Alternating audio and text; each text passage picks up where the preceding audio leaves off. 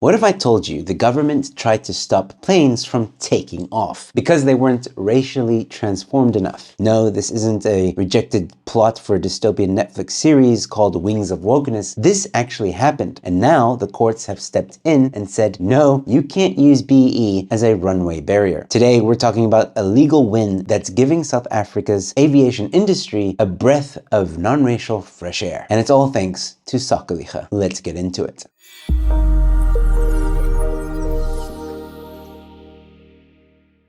Quick break from the headlines. If you're a business owner, creative, or change maker trying to get the word out, listen up. There's someone I trust in the game, and her name is Anneke Burns, founder of ABPR. Now, Anneke doesn't do cookie cutter PR. She builds your communication strategy like a sniper. Precise, powerful, and tailored to get you noticed. From media placements, press releases, brand messaging, you name it, she's behind some of the sharpest campaigns in the country. If you're ready to grow your visibility without the fluff, go check out Anneke and ABPR. Links in the description, and tell her Joe sent you.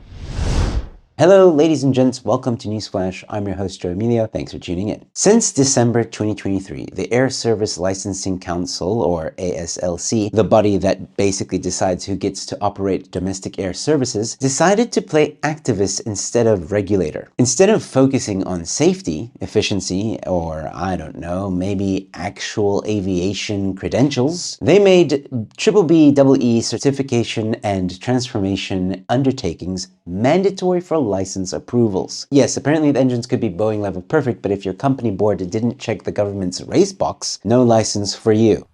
Sakeliga saw what was happening and said, hey guys, you're not allowed to do that. It's literally not in your legal mandate. They warned the ASLC for nearly a year, and the ASLC ignored them, probably too busy filling out those B.E.E. scorecards and trying to make aerodynamics more inclusive. So in November 2024, Sakeliga took them to court. And just this week, the Pretoria High Court ruled that in Sakeliga's favor. No, the ASLC cannot make B.E.E. a requirement for domestic air service licenses. Yes, it was unlawful, and yes, this opens the skies for greater commercial freedom. That's what we call a smooth legal takeoff. That was so corny. Okay. Now, if you're wondering what third wave B.E.E. is, here's a quick breakdown. Wave 1, government prefers B.E.E. compliant companies in tenders. Wave 2, state-owned enterprises demand B.E.E. level in contracts. And Wave 3, regulators start making B.E.E. a condition for private commercial licenses. And that's right, if you want to run a business, you first have to pass a political litmus test. Because nothing says freedom like needing permission based on race. This ruling is the first legal punch against this third wave, and if we're lucky, it'll be the start of a slow and well-deserved crash landing. Let's be clear, the Air Services Licensing Act, number 115 of 1990, says nothing, zero, about B.E.E. It doesn't say you must have a 51% black shareholding. It doesn't say you must submit transformation goals. It doesn't even say you need to sing Kumbaya during board meetings. All it says is that you need to meet safety, operational, and economic requirements to run a damn airline. It's that simple.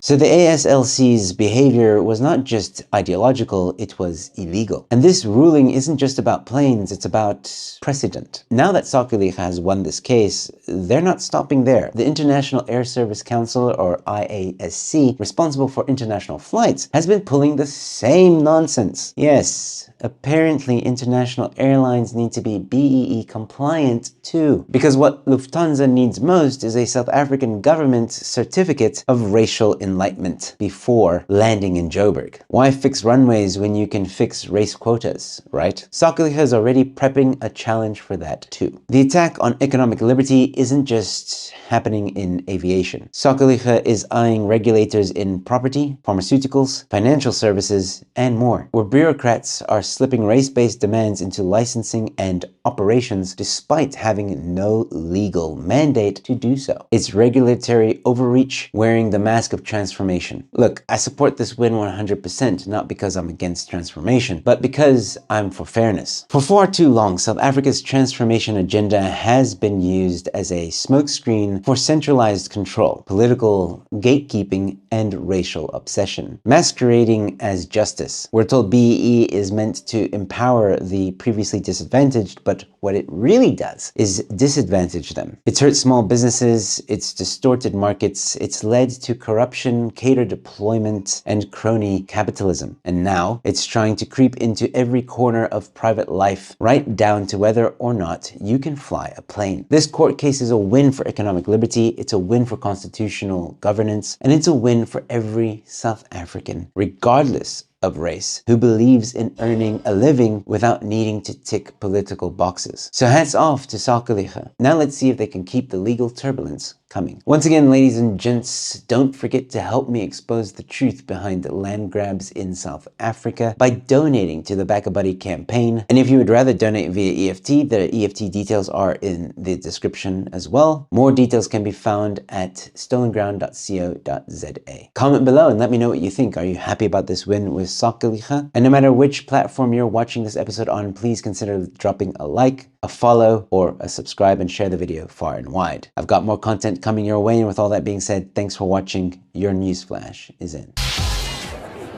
Paisley Baldwin.